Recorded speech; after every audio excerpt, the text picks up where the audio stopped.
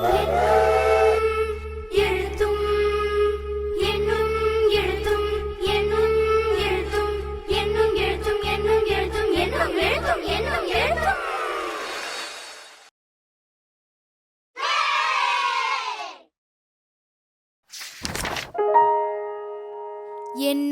எழுத்தும்.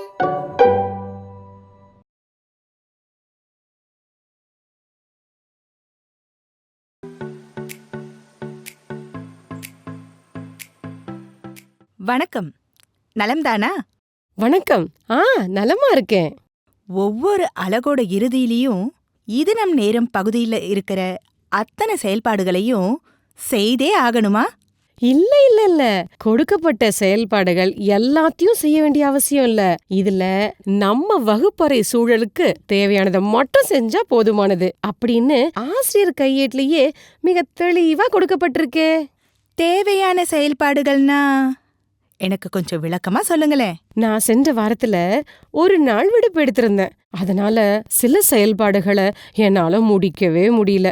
இந்த மாதிரி முடிக்க முடியாத செயல்பாடுகளோ பயிற்சிகளோ இருந்துச்சுன்னா அதை முடிக்க இந்த நாள்களை நான் பயன்படுத்திக்குவேன். ஓ, அப்படியா?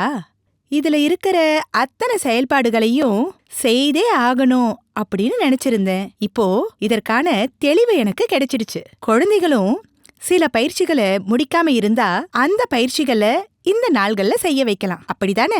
ஆமா, அது மட்டுமா, நம்ம ஆசிரியர் கையேட்டுல சொன்ன மாதிரி கற்றல் அடைவை முழுசா பெறாத குழந்தைகளுக்கு குறைதீர் கற்பித்தல கொடுக்கறது, பூங்குத்து புத்தகங்களை படிக்க வைக்கிறது, எழுத்து பயிற்சிகள் கொடுக்கறது, பயிற்சி நூல்களை சரி பார்க்கறது, மொழித்திறன் வளப்படுத்தும் பயிற்சிகளை கொடுக்கறது, இப்படி நிறைய இருக்குல்ல. அதுல நம்ம வகுப்பறை சூழலுக்கு எது தேவையோ அதை மட்டும் செஞ்சா போதுமானது. அது சரி, மொழித்திறன் வளப்படுத்தும் பயிற்சிகளை உங்க வகுப்பறையில குழந்தைங்களுக்கு கொடுத்திருக்கீங்களா? ஓ, கொடுத்திருக்கேனே.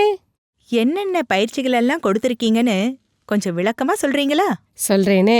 என்னோட வகுப்புல நான் கொடுத்த பயிற்சிகளை உங்க கூட கொஞ்சம் பகிர்ந்துக்கிட்டுமா? எளிமையான பாடல் வரிகளை உருவாக்கி கொடுத்து குழந்தைகளை தொடர்ந்து எழுத செய்வேன். முதல்ல ஒரு சொல் எழுதும்படியாகவும், அப்புறமா 2 சொற்கள் எழுதும்படியாகவும், அதன் பிறகு முழு வரியையும் எழுதும்படியான பாடலை தருவேன்.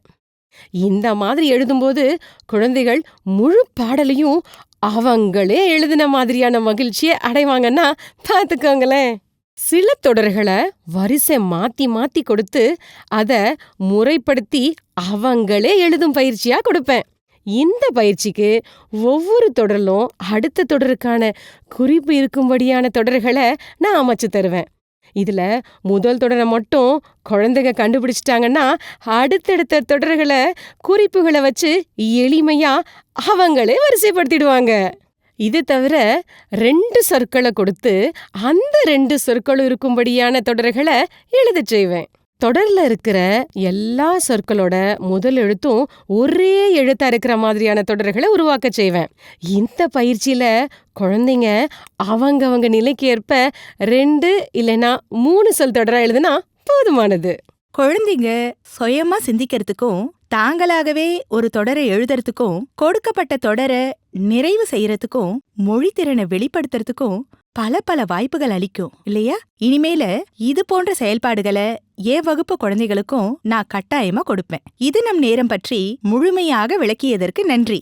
நமது வகுப்பறை சூழலுக்கு தேவையான செயல்பாடுகளை மட்டும் தேர்ந்தெடுத்து செய்யும்போது இந்த நாள் போதுமானது தானே? இது நம் நேரம் பகுதியை சிறப்பாக பயன்படுத்த அனைவருக்கும் வாழ்த்துகள்.